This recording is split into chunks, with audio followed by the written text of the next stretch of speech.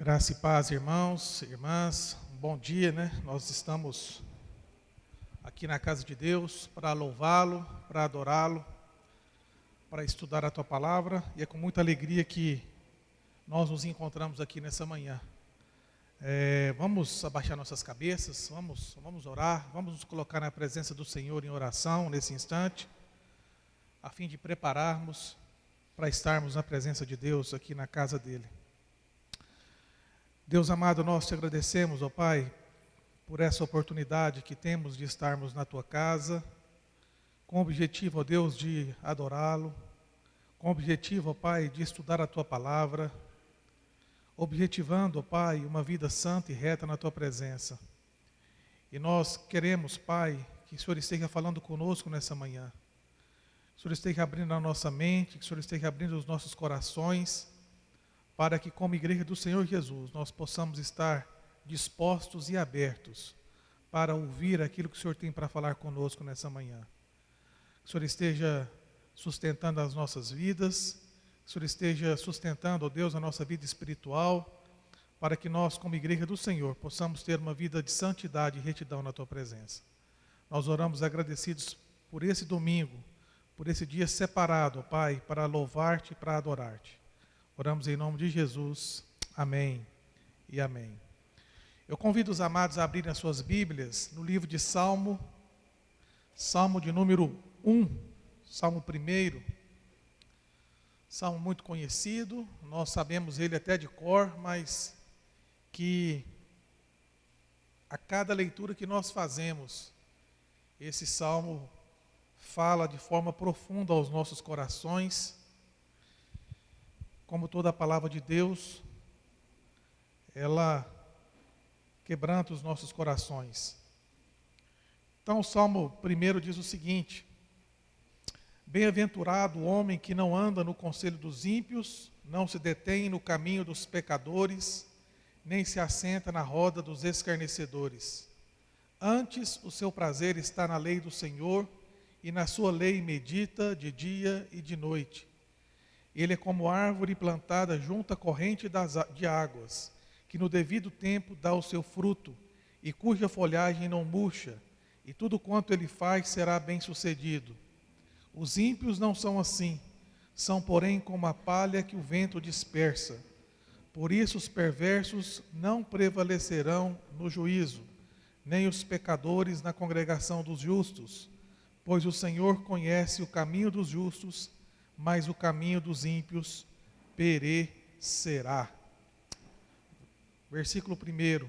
Bem-aventurado o homem que não anda no conselho dos ímpios, não se detém no caminho dos pecadores, nem se assenta na roda dos escarnecedores.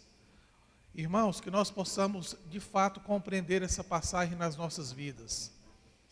É interessante o quanto que nós somos e temos relacionamentos, nós temos redes de relacionamentos. Nós conhecemos várias pessoas, nós temos contato com várias pessoas, familiares nossos que não conhecem a palavra de Deus.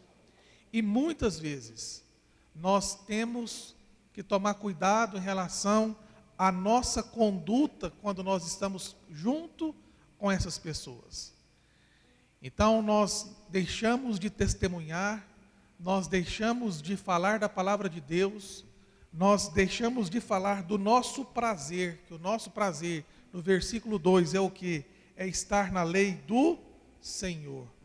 Que nós possamos refletir sobre isso, sobre a importância de estarmos e amarmos as pessoas do mundo, mas não amarmos as atitudes e as coisas corruptíveis que as pessoas do mundo fazem. E é para isso que Deus nos colocou, para propagar a palavra dele. Que nós possamos refletir sobre isso durante essa semana, que nós possamos, como igreja do Senhor, refletir sobre essa verdade nas nossas vidas. Vamos louvar a Deus. Quero convidar a equipe de música. Vamos colocar em pé para louvarmos a Deus nessa manhã.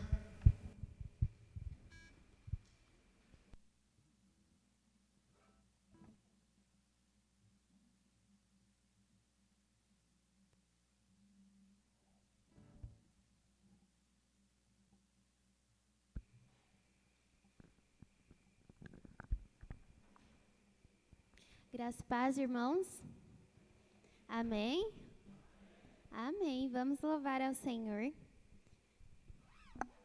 Muitos virão te louvar.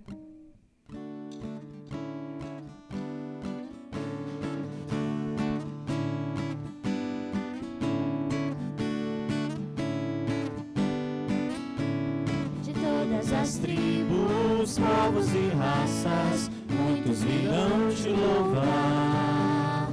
De tantas culturas, línguas e nações, no tempo e no espaço virão te adorar. Bendito seja sempre o Cordeiro, Filho de Deus, raiz de Davi. Bendito seja seu santo nome, Cristo Jesus, presente aqui.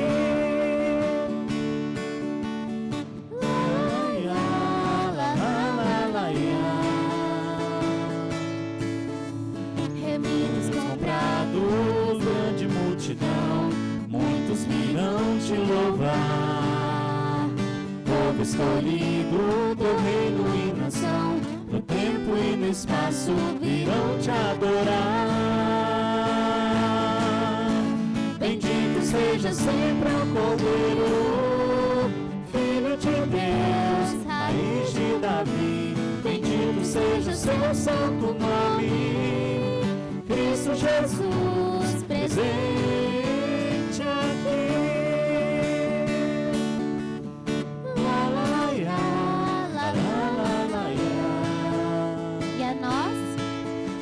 E a nós só nos cabe tudo dedicar, oferta suave ao Senhor. Dons e talentos queremos consagrar, e a vida no teu altar pra teu louvor.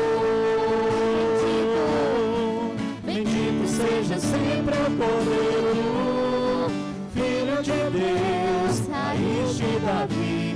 Bendito seja o seu santo nome, Cristo Jesus, presente aqui.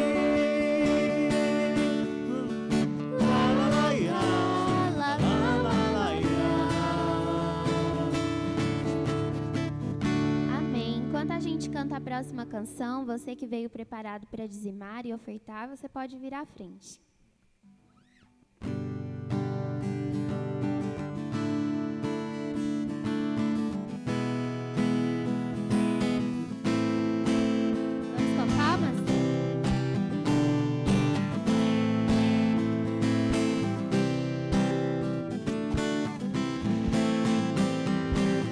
São as tuas obras, Senhor Todo-Poderoso. Justos e verdadeiros são os seus caminhos. Grandes são as tuas obras, Senhor Todo-Poderoso. Justos e verdadeiros são os seus caminhos. Ó Rei das nações, quem não temerá, quem não glorificará teu nome? Ó Rei das nações, quem não te louvará, pois só teu nome é santo. Ó Rei das nações, quem não temerá, quem não glorificará teu nome? Ó Rei das nações, quem não te louvará, pois só teu nome é santo.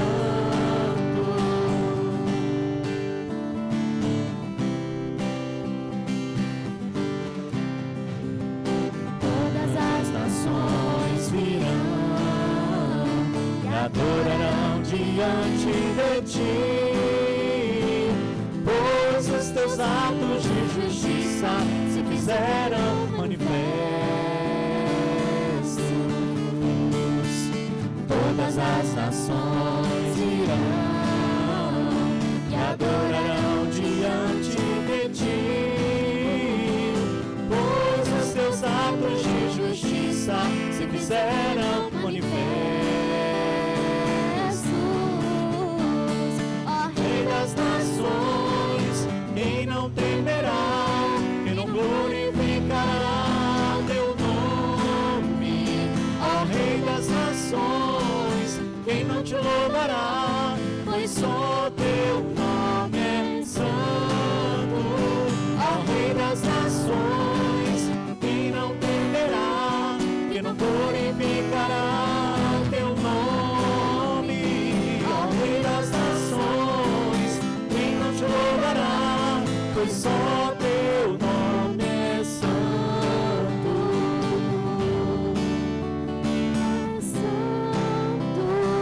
Só teu nome é santo. Amém. Glória a Deus. Quão privilégio é a gente ser amigo dos reis das nações. Nós conhecermos um Deus tão grande, tão excelso, que criou o universo, que faz grandes obras nas nossas vidas. E apesar dele ser tão grande, a gente pode se achegar a ele através de Jesus. Mesmo nós sendo tão pequenininhos, tão imerecidos de toda graça, toda misericórdia dele. Você pode refletir na letra dessa música. Ela é bem pequenininha, mas é muito preciosa. Não existe nada melhor do que ser amigo de Deus, caminhar seguro na luz, desfrutar do teu amor, ter a paz no coração, viver sempre em comunhão e assim perceber a grandeza do poder de Jesus,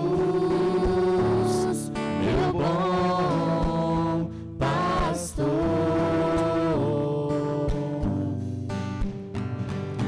Não existe nada melhor do que ser amigo de Deus, caminhar seguro na luz, desfrutar do teu amor, ter a paz no coração, viver sempre em comunhão e assim perceber a grandeza do poder de Jesus, meu bom pastor. De Jesus, meu bom pastor.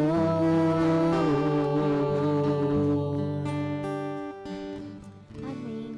Ó Pai, nós te louvamos, nós te agradecemos, Pai, nós te bendizemos, porque o Senhor é um Deus presente na nossa vida, Pai. O Senhor nos trouxe a vida humana, Pai, mas o Senhor também nos trouxe a vida espiritual, a vida no Teu Filho amado, meu Pai. Por isso nós te louvamos, porque, Pai, nós podemos te conhecer não só como Deus grande e excelso, mas também como nosso Pai, como nosso pastor, o Deus que está conosco dia a dia, caminhando conosco. Nós te agradecemos, meu Pai. Receba esse nosso louvor e a nossa adoração em nome de Jesus. Amém. Podem se assentar.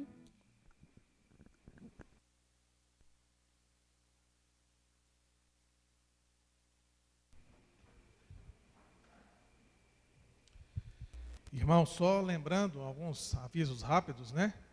O pastor Juliano está em férias e o pastor Lucas também está em férias. É por isso que nós estamos aqui nesse domingo, né? Em especial com a ausência dos dois pastores nessa manhã, tá certo? Antes de nós passarmos para os visitantes, eu quero ressaltar aqui os aniversariantes da semana. No dia 8 de dezembro, a Aline da Mata de Jesus e o Pedro Fontes Duque. Está presente? Não? É a sua, Aline? Então, beleza, vamos orar por ela. A aniversariante de casamento, dia 6 de dezembro, o reverendo Juliano e a Josiane. Dia 7 de dezembro, o Bruno Lemos e a Luciana Marques. No dia 8 de dezembro, o Juneir Neto e a Maida. E no dia 12 de dezembro, o Lucas Rezende e a Sara Cristina. Eu acho que não tem nenhum desses casais presentes aqui, mas nós estaremos orando por esses queridos também. Visitante, tem alguém nos visitando pela primeira vez, irmãos? Acredito que não, né? Todo mundo de casa. Nós temos hoje a presença do evangelista Elton, né? Fique de pé, por favor, meu irmão. A sua esposa, não é? Sua namorada. Eu já estou casando você, rapaz. Como é que é o nome dela? Aline. Sejam bem-vindos. Eles são do Parque Bandeirantes e o evangelista Elton estará trazendo a palavra para nós essa noite. Deus abençoe a vida de vocês. Sejam muito bem-vindos. Pode vir para você assumir a palavra. Você está indo para o seminário ano que vem? Que bom. Deus abençoe sua vida. Zé Carlos, você tem o gelzinho para passar aqui? É verdade. Classe de catecúmenos, pode seguir o presbítero Diego e o presbítero Analvan, que vocês terão aula lá nas salas.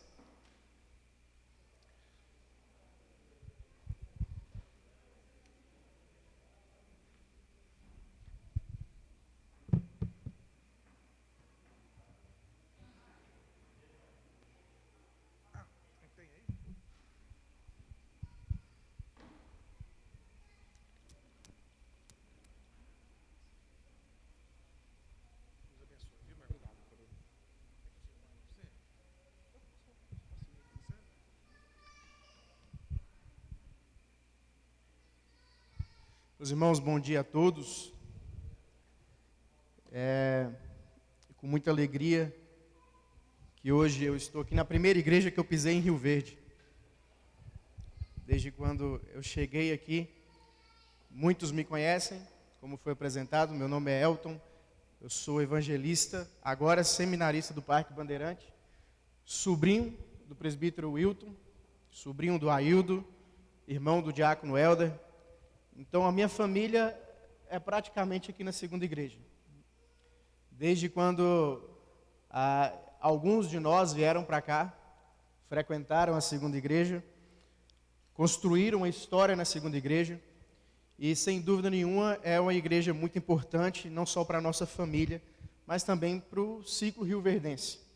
Nós louvamos a Deus pela vida da segunda igreja e dizer que é uma alegria muito grande. Quando o pastor Juliano me convidou, eu falei para ele que aceitava com maior alegria, mas que eu achava que eu não tinha um gabarito que os pastores daqui têm. Né? Mas Deus é quem capacita, Deus é quem nos dá essa oportunidade de servir a Ele.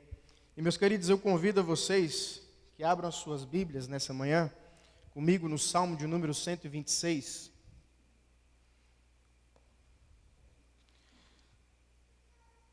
Salmo de número 126.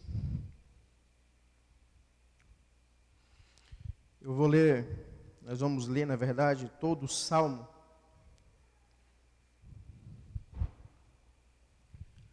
Salmo de número 126, dos versos 1 a 5, diz assim a palavra do Senhor: consolo para os que choram. Quando o Senhor restaurou a sorte de Sião, ficamos como quem sonha. Então a nossa boca se encheu de riso e a nossa língua de júbilo. Então entre as nações se dizia: grandes coisas o Senhor tem feito por eles. Com efeito, grandes coisas fez o Senhor por nós. Por isso estamos alegres. Restaura, Senhor, a nossa sorte como as torrentes no Negueb. Os que com lágrimas semeiam, com júbilo ceifarão. Quem sai andando e chorando enquanto semeia, voltará com júbilo, trazendo seus feixes. Oremos, meus queridos. Senhor Deus, nós te louvamos por este dia. Te agradecemos, Pai, pela tua presença na vida desta igreja. Te louvamos, Deus, porque o Senhor tem sido bom conosco. Ó Pai, o Senhor tem nos dado essa oportunidade de poder nos reunir nesta manhã, de poder, Senhor, cantar louvores ao Teu nome, de poder, Pai, ler a Tua palavra. E agora, nesse momento, eu peço que o Senhor abra os nossos corações. Ó Deus, para que a Tua palavra seja pregada de forma verdadeira. Ó Senhor, que a minha vida, apesar de mim, apesar dos meus pecados, possa glorificar o Senhor nessa manhã. Ó Pai, nós te agradecemos, Deus, por esta oportunidade. Em nome de Jesus. Amém.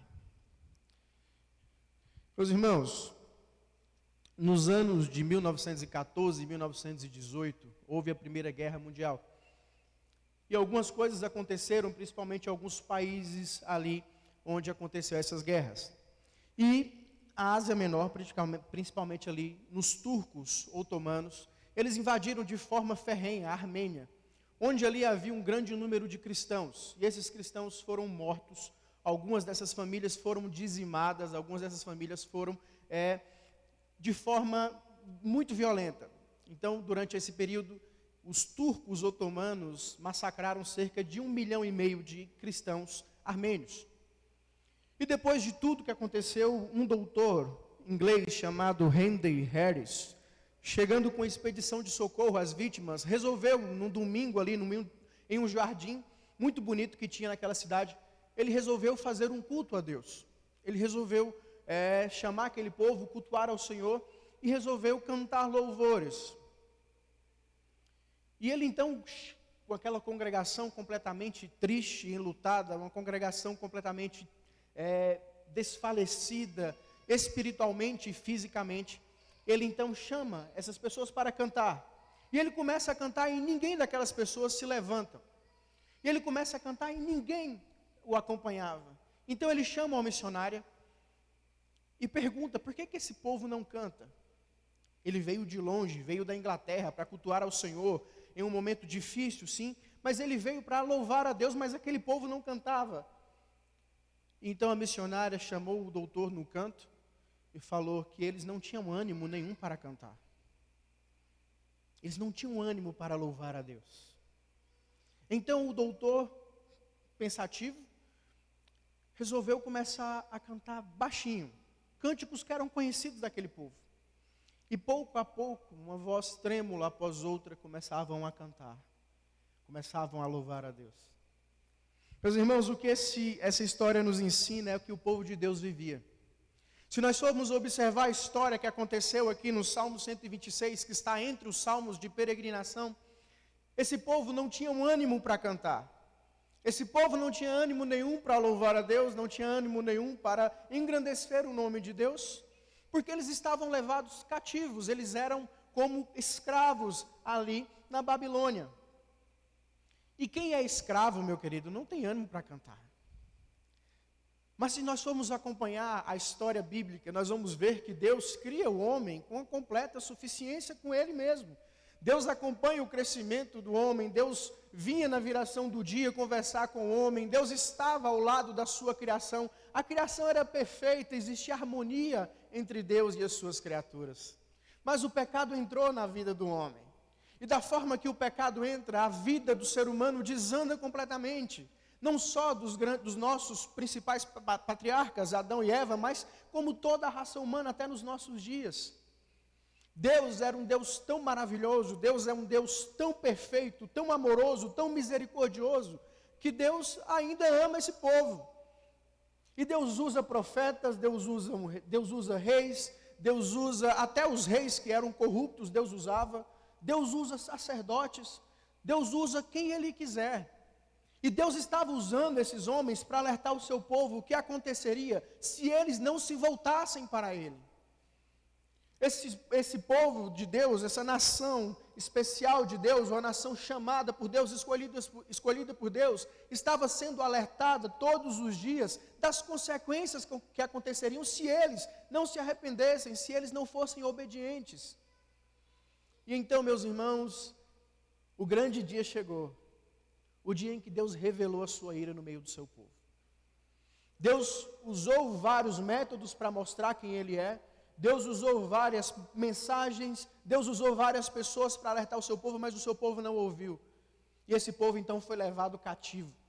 Perderam a sua casa, perderam a sua pátria, perderam os seus bens, perderam tudo de precioso, até a sua família.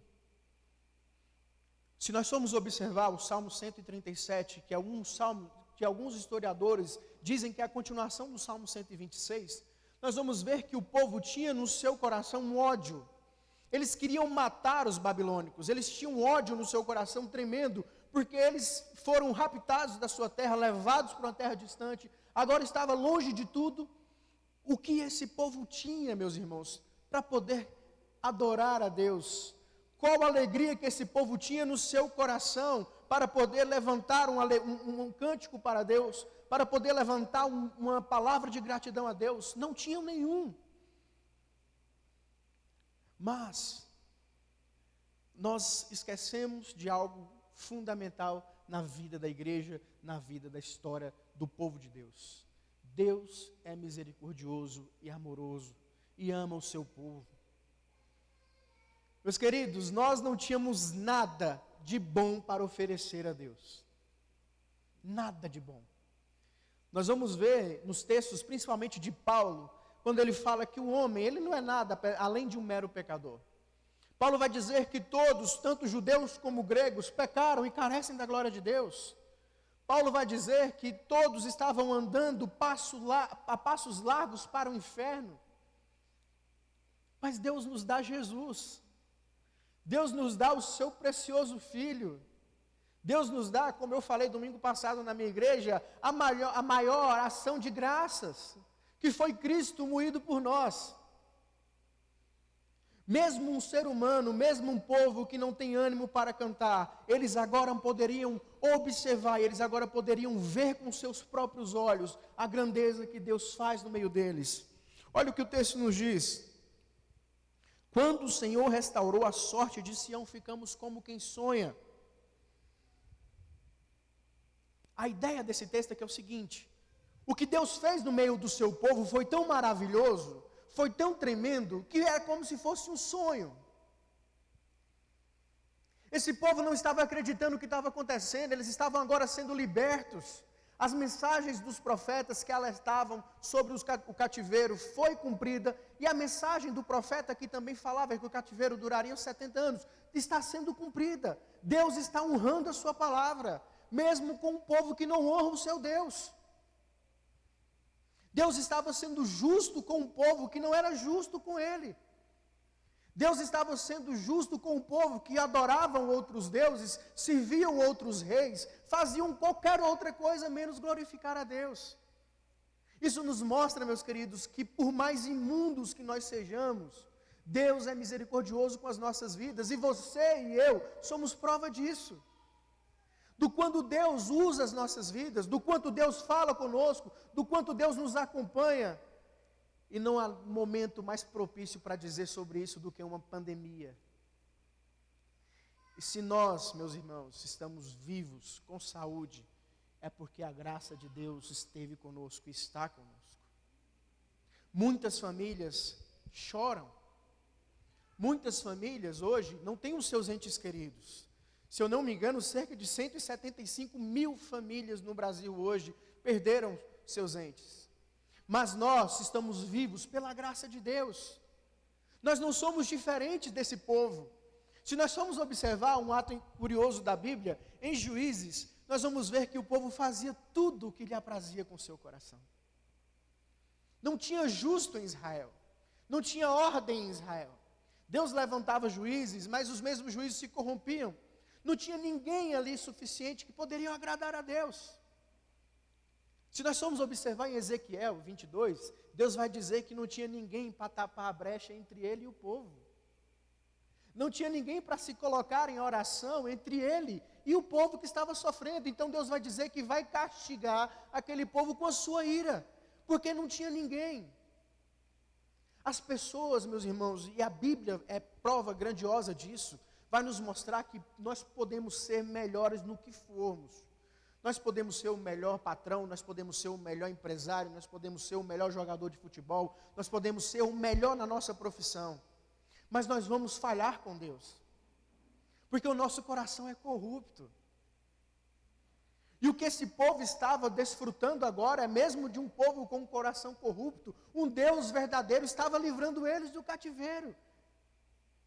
Isso não só foi tão grandioso com eles, mas o texto vai nos dizer que o verso 2 diz: então a nossa boca se encheu de riso e a nossa língua de júbilo. E o salmista vai continuar: então, entre as nações se diziam, grandes coisas o Senhor tem feito por eles.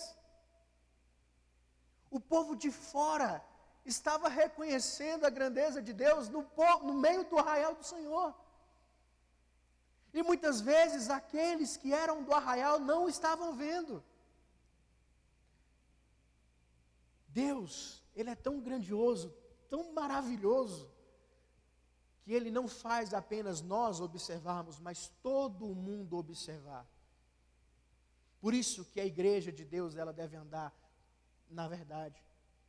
Por isso a igreja de Deus, ela deve andar na verdadeira escritura. Por isso que a igreja de Deus, ela deve andar com o próprio Senhor, porque as nações vizinhas, as nações de fora verão quem é esse Deus, através do comportamento da igreja. E esse povo estava observando, povo de fora, povo de longe, que não conhecia Deus, estava dizendo: então, Senhor, grandes coisas o Senhor tem feito por eles. Com efeito, o Senhor fará grandes coisas para nós também. Deus, Ele nos dá a verdade, nos dá o seu Filho, e sobre isso nós iremos falar nessa manhã. O Salmo 126 nos conta a história da liberdade do povo de Deus. Da liberdade de um povo que estava oprimido, como escravo, longe da sua terra, longe da sua pátria, longe da sua família, longe do que eles conheciam como seu. Nós vamos falar hoje, meus queridos, sobre o seguinte tema: bênçãos decorrentes da restauração divina. Mas quais são essas bênçãos? Em primeiro lugar, Deus restaurou a alegria da liberdade. Nós vimos isso nos versos de 1 até o verso de número 3. A liberdade que esse povo tinha agora é restaurada. A alegria desse povo é restaurada. A vida desse povo é restaurada. Porque o Senhor, Ele não omitiu as suas verdades no meio do povo. O Senhor não omitiu durante os séculos, durante o tempo, a sua verdade no meio do seu povo. Porque Deus, Ele não é homem para que minta, nem filho do homem para que se arrependa. A palavra do Senhor, ela é reta e sim ou não. Muitas vezes nós encontramos na Bíblia, e isso já me gerou muitas dúvidas no tempo de estudo que eu tive no IBEL.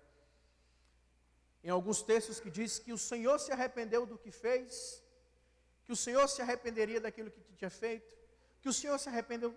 Muitas palavras nos diz que o Senhor se arrependeu. E nós podemos ou colocar uma interrogação nessas palavras e crer, ou então pensar: mas se o Senhor se arrependeu, o Senhor pode voltar atrás nas suas palavras. O texto bíblico, ele é claro. Deus, ele não volta atrás naquilo que ele decreta, naquilo que ele ordena. Alguns textos nos diz que o Senhor se arrependeu apenas para mostrar uma linguagem humana e para nós entendermos quem Ele é. Mas o que Deus faz é dar um arrependimento no coração do seu povo. Esse povo, com toda certeza, meus irmãos, agora que eles estavam cativos em outra pátria, eles com certeza, eles se arrependeram dos seus pecados. E meus queridos, você e eu hoje, nós estamos presos numa pandemia. Isso nos dá uma ilustração para dizer sobre esse texto. Muitas coisas nesse tempo de pandemia foram repensadas por nós. Eu tenho certeza que muitas coisas que nós fazíamos, muitos planos que nós tínhamos, tantas outras coisas que nós tínhamos como opção de primeira opção, foram repensadas por nós. Foi um tempo que Deus usou para nos reconectar com o próprio Deus e nos fazer repensar quais são as nossas escolhas. Eu tenho certeza absoluta que esse povo que estava chorando no cativeiro, eles repensaram sobre sua atitude com Deus. Mas Deus agora restaura a alegria desse povo, assim como Deus tem restaurado a minha e a sua alegria. Muitos obstáculos das nossas vidas que nós enfrentamos, Deus tem restaurado a nossa alegria. Você já deve ter chorado, eu já devo ter chorado por muitas coisas, mas Deus restaurou as nossas vidas. Muitas coisas que marcaram as nossas vidas, coisas boas ou ruins, foram restauradas por Deus. Você e eu somos prova disso. Que eu tenho certeza que cada um de nós aqui temos uma história de conversão. Tenho certeza que cada um de nós aqui temos uma história de verdade. Uma história de vida, quem nós éramos antes e quem nós somos hoje com o Senhor. Porque nós temos um Deus que não é distante de nós.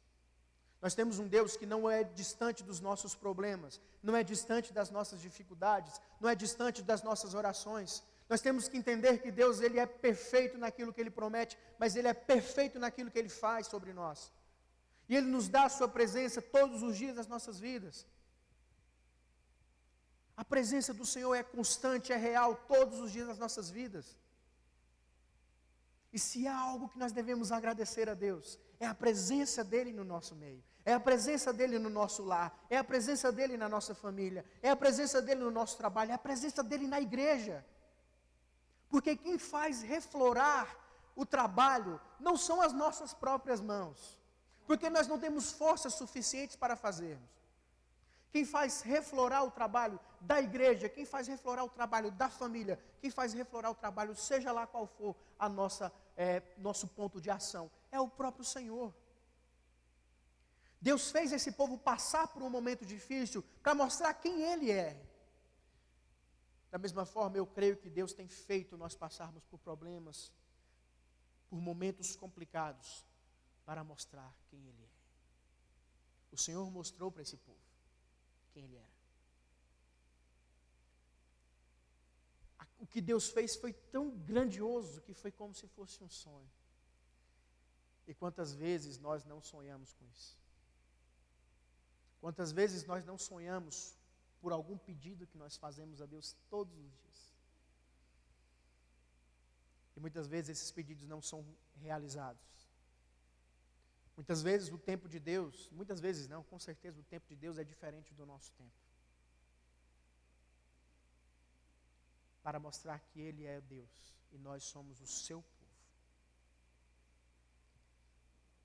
Deus restaurou a alegria da liberdade desse povo. Em segundo lugar, uma segunda bênção decorrente da restauração do Senhor é que Ele restaura e dá um novo começo. Verso 4 nos diz: restaura, Senhor, a nossa sorte como as torrentes no Neguebe. Aqui o salmista, ele sabia o que Deus tinha feito. Ele sabia que Deus tinha restaurado a alegria da liberdade no coração daquele povo. Mas ele precisava ter um ânimo maior para recomeçar. E meus irmãos, nem todo recomeço é fácil. Nós já precisamos, alguma vez, alguma situação da nossa vida, nós precisamos, já tivemos a opção de precisar recomeçar. E não foi fácil. Você sabe que não foi fácil. Eu sei que não é fácil recomeçar. Mas a oração desse povo para Deus aqui agora é continuar: Senhor, continua a tua obra no meio do teu povo. Não abandone o teu povo. Não mostre que o Senhor é um Deus distante, porque esse povo tinha essa ideia de olhar para os montes, de ver o Senhor apenas no monte. E nós vamos ver isso no Salmo 121, onde o salmista olha para o monte e diz: Senhor, de onde vem a minha alegria? De onde vem a minha salvação? Eleva os olhos para os montes, de onde me virá o socorro? E o próprio salmista completa: o meu socorro vem do Senhor que fez os céus e a terra. Deus, Ele dá um novo começo para o povo dele. E esse novo começo para esse povo não seria fácil. Eles deveriam recomeçar, eles deveriam trazer de volta uma cidade que estava completamente destruída. E nós vamos observar que os seus servos, Zorobabel, Neemias, Esdras e Neemias, na verdade, eles dão um recomeço para aquele povo, cada um com um ponto específico para trabalhar, porque Deus, Ele não é desorganizado. E Deus levanta o seu povo agora para uma nova pátria, para restaurar a Jerusalém que estava destruída. Porque o Senhor, Ele diz que Ele é grande e Ele é soberano. E os recomeços nas nossas vidas, muitas vezes, é doído. Tem história de um pastor que, por ética, não falarei o nome, mas ele sepultou a sua esposa, depois de alguns anos de viuvez, ele casou de novo. E durante esse período ele começou a trabalhar em outra igreja. Essa igreja fazia um trabalho evangelístico em outra cidade. E as irmãs da SAF dessa cidade foram fazer esse trabalho evangelístico. Ao voltar, poucos quilômetros da cidade, um acidente. A sua esposa, agora sua segunda esposa, falece. Novamente, né? E depois esse pastor ficou completamente destruído por dentro. Desanimou do ministério. Desanimou completamente da vida. Mas a igreja que ele trabalhava e a sua família, então, o renovam. O consolam, na verdade. E então, ele casa novamente. E 3 meses depois, a esposa morre de câncer. Isso é uma história verídica. Depois que a terceira esposa desse pastor morre de câncer, ele então se entrega praticamente.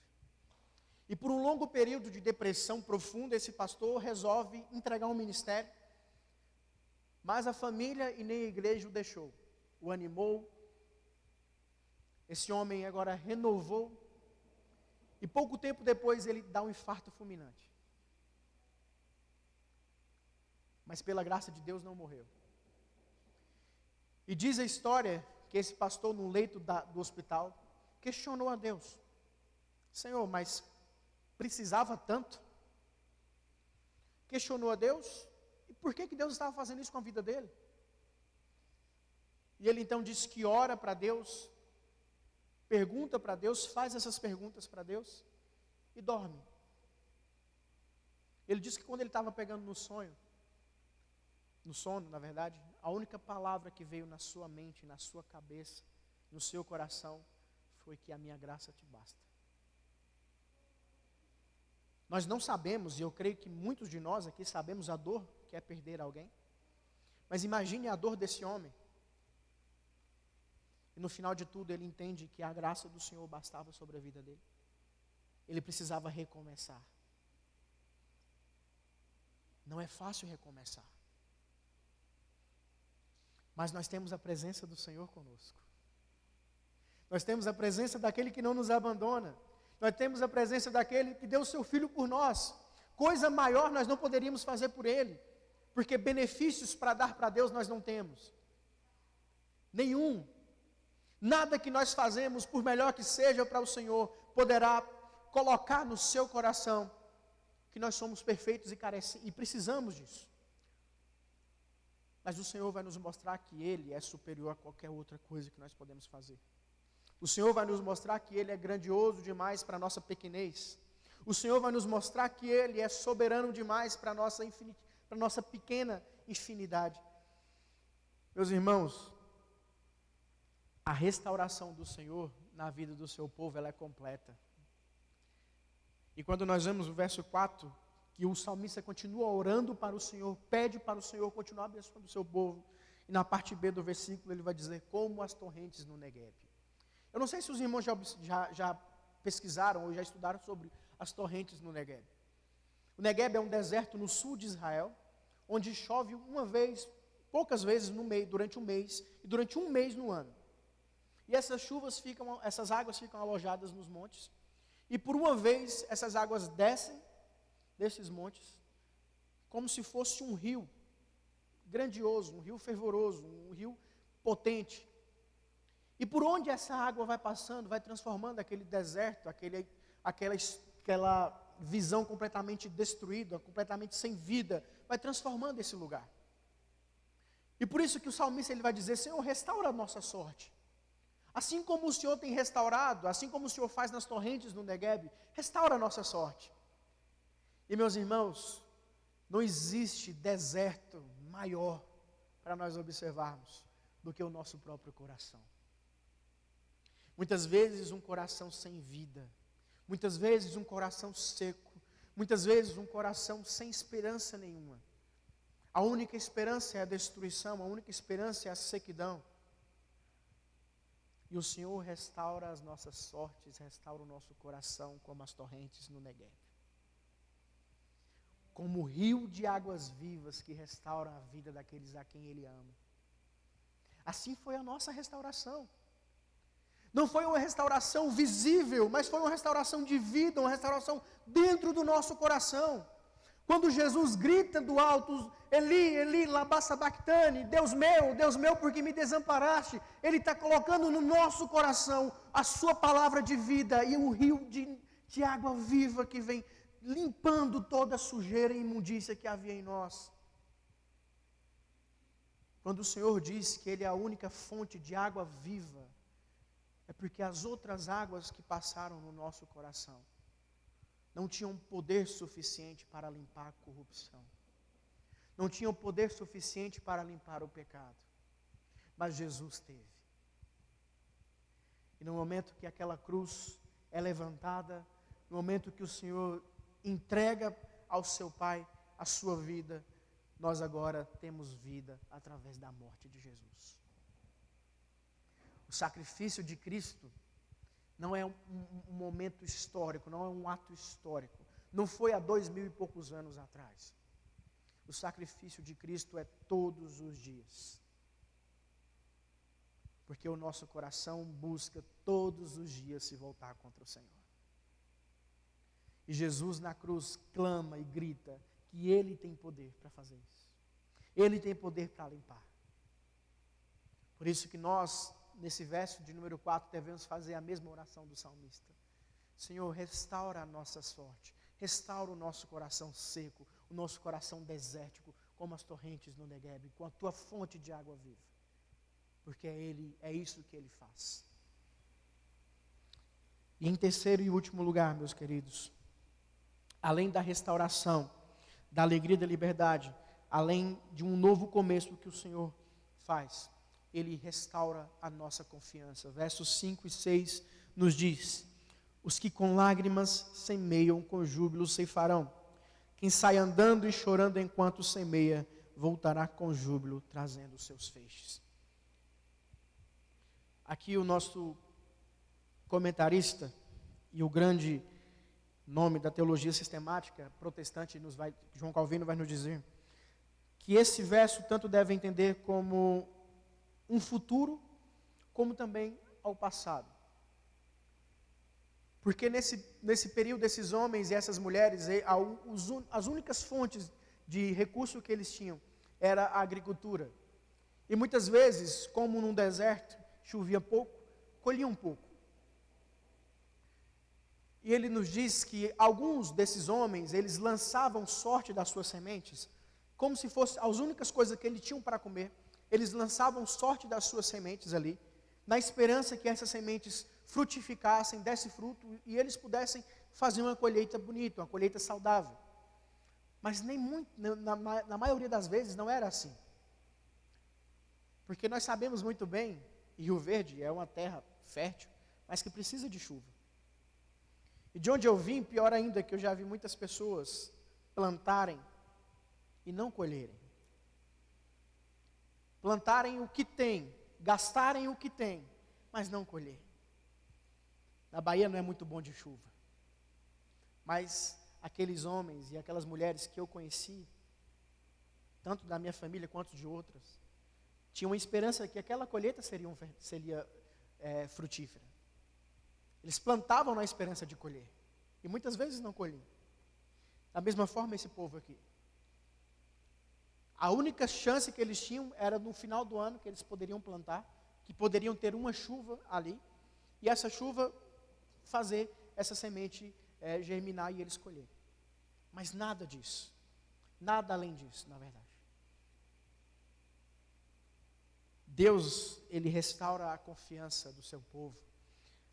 Porque Ele vai dizer que quem com lágrimas semeiam, com júbilo ceifarão.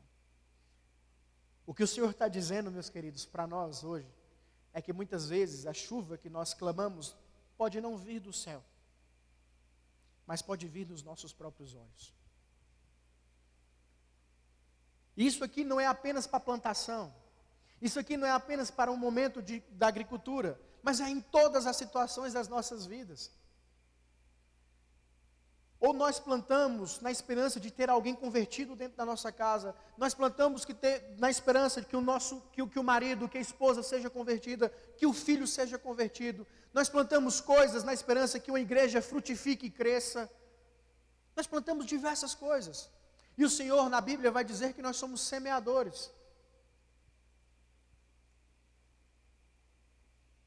mas a nossa realidade é que muitas vezes nós não vamos colher. Muitas vezes a colheita será feita por outra pessoa. E quando nós entendemos isso no trabalho da igreja, nós vamos ver que muitas vezes um pastor pode plantar, pode regar, pode adubar, pode fazer o que for, mas ele pode não colher aquilo lá. E outro pastor pode colher aquilo que foi plantado.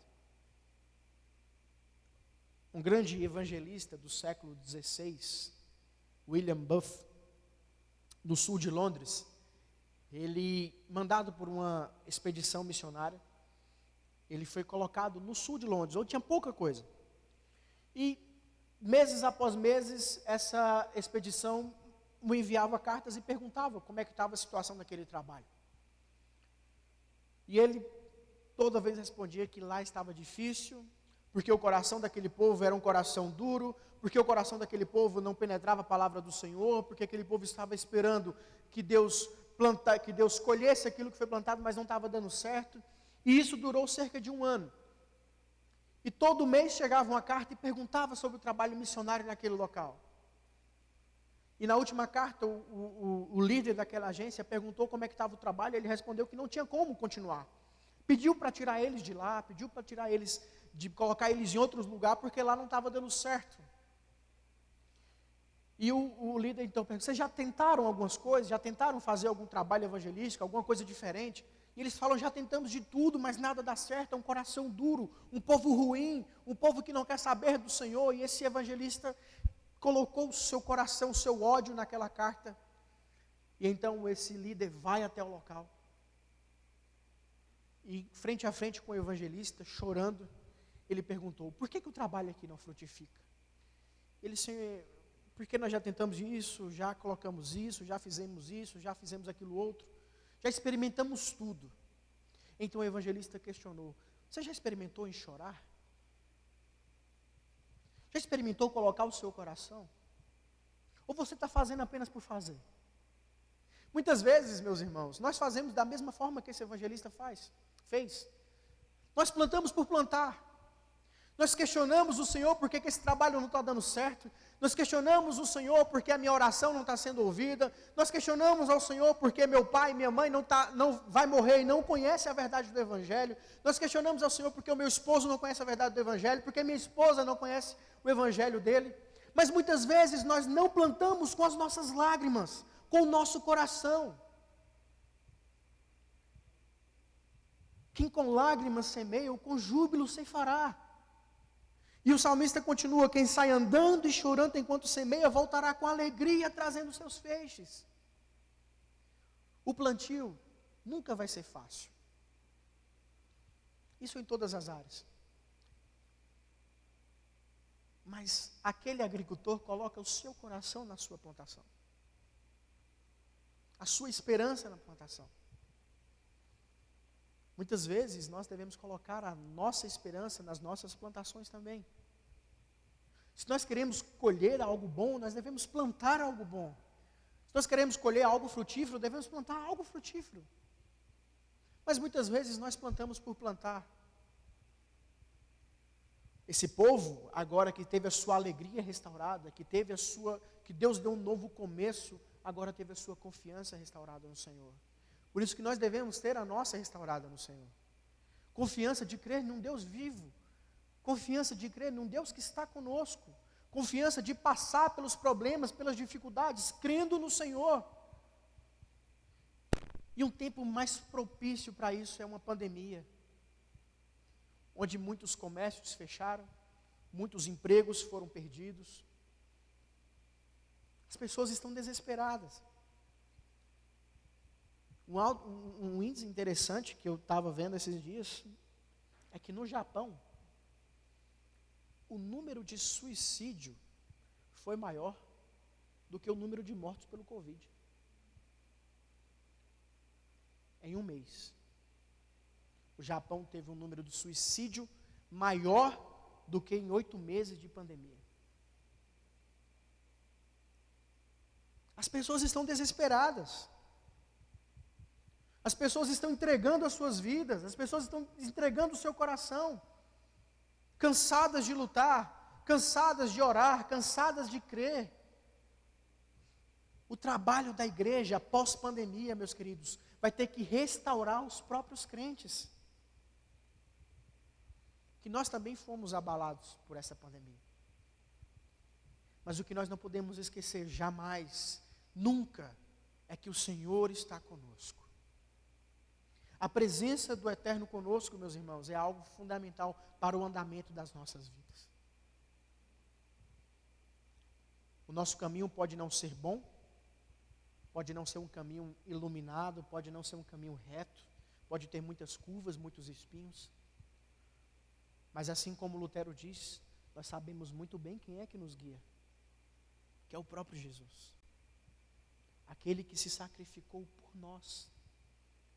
Não existe pandemia, não existe morte, não existe nada que nos separe de Jesus. Paulo vai dizer isso, que nem morte, nem profundidade, nada nesse mundo pode separar daqueles que Cristo ama.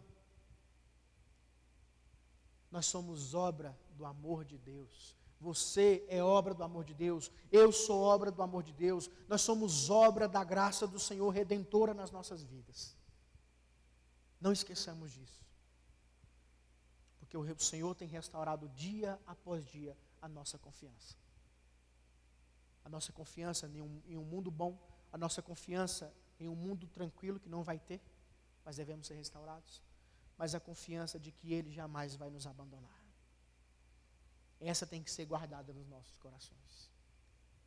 E concluindo, meus irmãos, da mesma forma que aqueles armênios cantaram ao Senhor bem dolorosamente, da mesma forma que os judeus cantaram para o Senhor no exílio, nós hoje podemos cantar para Ele também.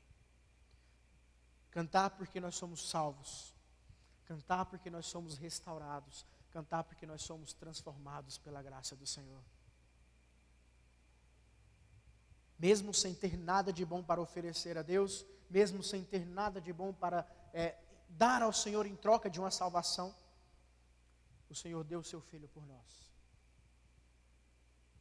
Mesmo nós sendo pecadores. Essa deveria ser uma frase que alegraria o dia de qualquer um. Você está triste?